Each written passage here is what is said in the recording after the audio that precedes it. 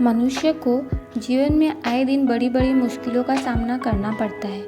ऐसे में हमें समझ नहीं आता हमें क्या करना चाहिए। रामायण और गीता यह ज्ञान का खजाना है। यह हमें बड़ी बड़ी समस्याओं को लड़ना सिखाती है। रामायण की कहानी हम बचपन से देखते हैं, सुनते आ रहे हैं। आज हम रामायण के ज्ञान की चर्चा करेंगे। रामायण में इन 16 बातों को समझने के लिए इस वीडियो को आखिरी तक जरूर देखें। एक बात तो पक्की है, दुनिया का हर इंसान जिसने रामायण का यह ज्ञान समझ लिया, दुनिया की किसी भी समस्या का हल उसे मिल जाएगा। कोई भी दुख उसके पास नहीं टिक पाएगा। रामायण के सभी पात्र कमाल के हैं। आज हम उसी रामायण की 16 शिक्षाओं की बात करेंगे। रामायण की पहली शिक्षा है, अपने ज़िंदगी के गहरे राज अपने करीबी, अपने सगे संबंधी और कितने भी खास व्यक्ति को नहीं बताना चाहिए। हम अपना दुख सुख बांटने के लिए अपनी बातें दूसरों को बता देते हैं, लेकिन जब भविष्य में उन बातों से हमें नुकसान होता है तब हमें पछतावा होता है कि काश ये बात मैंने इसे बताया ही ना होता तो आज मुझे ये दिन देखने ना मिलता। अपने राज अपने बुरे वक्त में बता देते हैं। वक्त तो निकल जाता है पर वो बात याद रह जाती है और उन गहरे राज का लोग एक दिन ज़रूर फ़ायदा उठाते हैं। इसलिए लोगों को ऐसे राज नहीं बताना चाहिए जो भविष्य में हमारे दुख का कारण बने। रामायण से दूसरी सीख है कि प्रभु राम से हमें दोस्ती निभाना सीखना चाहिए। रामायण में 2 पात्र हैं, सुग्रीव और बाली।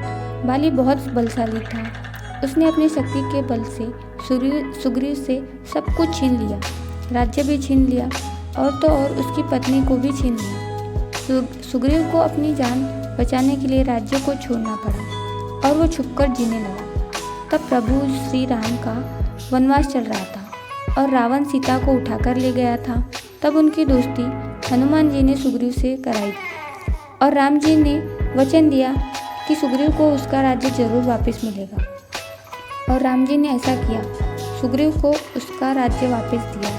आजकल तो जिससे हमें फ़ायदा मिलता है उसी से दोस्ती और रिश्तेदारी निभाई जाती है। जिसके पास पैसा नहीं उससे दूरियां रखी जाती है। दोस्त वो हो जो दुख में काम आए, वो दोस्त किस काम का जो मज़ा मस्ती करते समय साथ दे। रामायण की तीसरी शिक्षा है, अपनी दी हुई जुबान से कभी नहीं मुकरना चाहिए। रावण का एक भाई विभीषण था। जब उसने देखा कि उसका भाई अधर्म के रास्ते पर चल रहा है, गलत रास्ते पर चल रहा है और उसका सर्वनाश जरूर होगा, इसलिए विभीषण रावण का साथ छोड़कर राम के पास गया। जैसे ही वो प्रभु श्री राम के पास आया तभी राम जी ने उससे कहा, लंका का राजा तुम्हारे जैसा एक धर्मात्मा होना चाहिए और उन्होंने उसे वचन दिया कि लंका के राजा तुम ही बनोगे। तब सब लोग राम जी से कहने लगे, कल जब रावण आपके पास आकर बोलेगा कि मैं सब कुछ आपके कहे अनुसार करूँगा तब आप क्या करेंगे? तब राम जी ने कहा, रावण को मैं अपने अयोध्या का राज्य दे दूँगा। तब सबने प्रश्न किया, आप यदि अयोध्या का राज्य दे देंगे तो आप क्या करेंगे? तब राम जी ने कहा, मैं इन जंगलों में ऋषि मुनियों के साथ जीवन यापन करूंगा। राम जी ने कहा, चाहे मुझे अपने प्राणों का त्याग क्यों ना करना पड़े, लेकिन जो मैंने एक बार वचन दे दिया है उससे मैं कभी पीछे नहीं हटूंगा। आजकल लोग कितने भी वादे कस्में खा ले लेकिन अपने जुबान को पलट जाते हैं। बोलने को बड़ी बड़ी बातें बोलते लेकिन निभाने का वक्त आए तो ऐसा व्यवहार करते हैं जैसे कुछ हुआ ही ना। रामायण की चौथी सीख है, कभी अपनी शक्ति, पद और पैसों का और सूरत का घमंड नहीं करना चाहिए। रावण के पास इतनी शक्ति थी कि उसने अपने मौत को काल और अंगूठे के नीचे दबा कर रखा था। जिन 9 ग्रहों की लोग पूजा करते हैं वे उसके दरबार में हाथ बांधे खड़े रहते थे। सारे देवता उसकी शक्ति से डरते थे और उसके इसी अभिमान से उसका सर्वनाश हो गया। पर स्त्री पर पुरुष के लिए मन में कभी वासना का भाव नहीं रखना चाहिए। यह रामायण की 5वीं सीख है। रावण की पत्नी बहुत सुंदर थी, लेकिन उसके बाद भी रावण का मन सीता जी की ओर आकर्षित हो गया। वे खुद भी विवाहित है और जिसकी ओर वह आकर्षित हुआ है वे भी अविवाहित है। ऐसी स्थिति में ऐसे व्यक्ति का नाश निश्चित है। आजकल तो कई लोगों की शादी के बाद भी पुरुषों के कई स्त्रियों के साथ संबंध होते हैं। ऐसा हमें नहीं करना चाहिए। एक अच्छे इंसान की पहचान ही यह है कि वह अपने परिवार के लिए जीता है। परिवार ही सब कुछ होता है। रामायण की 7वीं सीख है भ्रातृत्व प्रेम। रामायण से सीखना चाहिए। रामायण से हमने सीखना चाहिए कि भाई भाई में प्रेम और भाई का भाई से रिश्ता कैसा होना चाहिए। आजकल हम छोटी छोटी बातों के लिए लड़ते हैं, एक दूसरे की जान के दुश्मन बन जाते हैं। आजकल लोग लड़ते हैं हक के लिए, और रामायण में भाई लड़े थे त्याग के लिए, समर्पण के लिए। आजकल तो अपने रिश्तों को में जहर घोल दिया जाता है। रामायण की 8वीं सीख है देश चलाना रामायण से सीखे।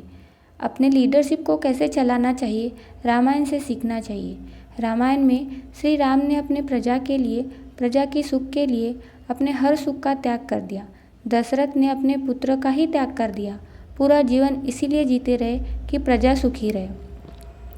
रामायण की 9वीं सीख है अपने माँ बाप की इज्जत करना प्रभु श्री राम से सीखना चाहिए। उनके राज्याभिषेक की घोषणा हो चुकी थी कि अयोध्या के राजा श्री राम होंगे, लेकिन रातों रात कहानी बदल गई। कैकेयी ने वरदान मांगा कि श्री राम को 14 वर्ष का वनवास हो और भरत राजा बने। श्री राम ने अपने माता पिता का मान रखने के लिए हंसते हंसते यह स्वीकार कर दिया और वनवास चले गए। रामायण की 10वीं सीख है अपने से छोटे लोगों से कभी सलाह नहीं लेनी चाहिए।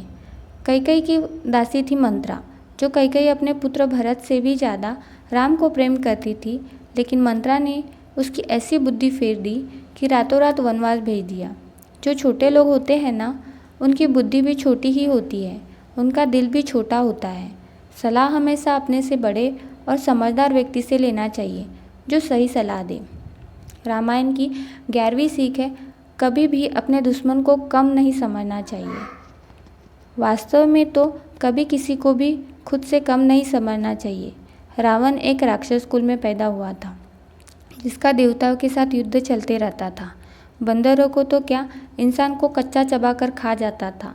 जब उसे पता चला मानव और वानर उससे लड़ने आ रहे हैं, तो वह सोच रहा था मैं इतना शक्तिशाली हूँ, इनमें क्या दम है। लेकिन जब प्रभु राम से उनका सामना हुआ, तब उन्हें समझ आया उनसे लड़ना मेरे बस की बात नहीं। जब हमारे शरीर में छोटी सी प्रॉब्लम होती है, तब हम उसकी तरह ध्यान नहीं देते। ऐसे में वो बड़ा रूप ले लेती है। छोटा सा कर्ज एक दिन बड़ा मर्ज बन जाता है। इसीलिए हमने कभी भी किसी को कम नहीं समझना चाहिए। रामायण की 12वीं सीख है पति पत्नी को एक दूसरे का साथ हमेशा देना चाहिए। पति पत्नी ने एक दूसरे की हमेशा इज्जत करनी चाहिए। चाहे दुख हो चाहे सुख हो, एक दूसरे का साथ कभी नहीं छोड़ना चाहिए। जब प्रभु श्री राम को वनवास मिला, तो माता कौशल्या ने सीता माता से कहा, तुम अपने माँ बाप के घर चली जाओ, वहाँ सुख से रहो। पर सीता माता ने कहा, जहाँ मेरे पति रहेंगे, चाहे वे जंगल में क्यों ना रहे, मैं उनके साथ रहूँगी। आजकल तो लोग पैसा और नौकरी देखकर ही रिश्ता जोड़ते हैं, चरित्र चाहे कैसा भी हो। लड़के वालों को लड़की सुंदर चाहिए, लड़की वालों को लड़का पैसे वाला चाहिए, बाकी और कोई चीज़ मायने नहीं रखती।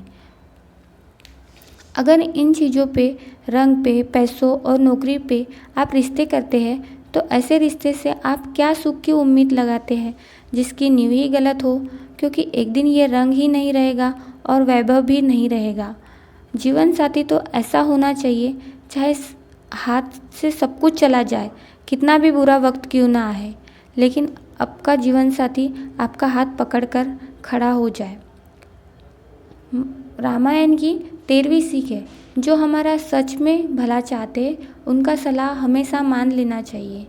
रामायण में रावण की पत्नी मंडोदरी अपने पति को बार बार कहती थी, जाओ सीता को वापस छोड़ आओ, राम जी से माफ़ी मांग लो। लेकिन रावण को सलाह देने वाले उसे अपने दुश्मन लगते थे। जब इंसान अपने अहंकार में होता है, तो न उसकी भलाई की सलाह देने वाला भी उसके दुश्मन की तरह लगता है। रामायण की 14वीं सीख है कितना भी बुरा वक्त क्यों ना आ जाए, उससे घबराना नहीं चाहिए। राम जी अयोध्या के राजा बनने वाले थे, रातों रात वनवास जाना पड़ा। कभी किसी तांत्रिक या ज्योतिष के पास नहीं गए ये पूछने कि क्या हो गया, सब कुछ छीन गया, पत्नी का भी अपहरण हो गया, लेकिन उन्होंने हिम्मत नहीं हारी और अपनी पत्नी को भी वापस लेकर आए। और राज्य भी हासिल किया। लोगों की ज़िंदगी में थोड़ा सा दुख आ जाए तो लोग घबरा जाते हैं, इधर उधर जाते हैं, भगवान बदलते हैं, लोगों से सलाह लेते हैं। जब भी ज़िंदगी में ऐसा वक्त आए ना, तो सिर्फ और सिर्फ आपकी हिम्मत ही काम आएंगी। जिस इंसान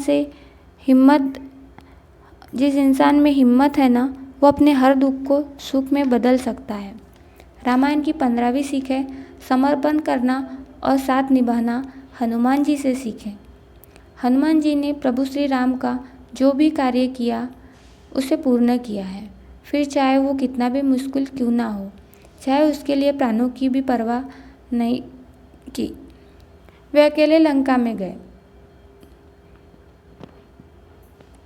रामायण की 16वीं सीख है, चाहे आप दुनिया जीत लो, लेकिन अपने मन को नहीं जीतते तो आपने कुछ नहीं जीता। रावण ने देवताओं को जीत लिया, विश्व के सबसे शक्तिशाली लोगों को जीत लिया, लेकिन अपने मन को नहीं जीत पाया। जैसा उसका मन नाचता था वैसा वो नाचता था। जिस इंसान ने अपने मन को नहीं जीता उसने कुछ भी नहीं जीता। जिसने मन को जीत लिया उसने सारी दुनिया को जीत लिया है। इसीलिए अपने मन पर कंट्रोल होना बहुत ज़रूरी है।